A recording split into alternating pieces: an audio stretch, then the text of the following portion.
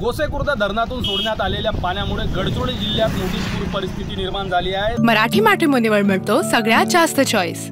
मराठी मॅट्रिमोनीने लाखो स्थळं जुळवली आहेत। यापेक्षा चांगली गोष्ट काय असू शकते? मराठी माणसांची नंबर 1 चॉईस मराठी मॅट्रिमोनी। मी आता आहे वैनगंगा नदीवर। वैनगंगा नदीचे हे विस्तीर्ण असे पात्र आहे। गोसेखुर्द धरणाच्या 33 दरवाजांमधून 5.5 लाख क्युसेक पाण्याचा विसर्ग सध्या सुरू आहे। त्यामुळे वैनगंगा नदीने पात्र सोडले असून वैनगंगा नदी परिसरातील शेत शिवार जलमय झाला आहे। या पुरामुळे शेकडो हेक्टर शेती पाण्याखाली गेली असून गडचिरोली जिल्ह्यात जवळपास गडचिरोली नागपूर गडचिरोली चामोर्शी या 2 राष्ट्रीय महामार्गासह 16 जिल्हा मार्ग सध्या पुरामुळे बंद झाले आहेत। गडचिरोलीत कालपासून पूर परिस्थिती निर्माण झाली असून गडचिरोलीच्या उत्तर भागाकडे कोरची कुरखेडा देसाईगंज धानोरा या तालुक्यामध्ये मोठ्या प्रमाणात पाऊस झाला। त्यामुळे वडसा उपविभागात पूर परिस्थिती निर्माण झाली आहे।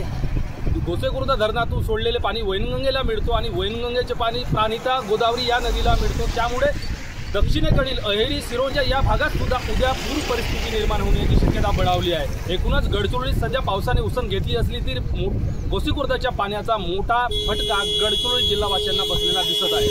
मंगेश भांडेकर, एबीपी माझा, गडचिरोली। एबीपी माझा, उघडा डोळे बघा नीट।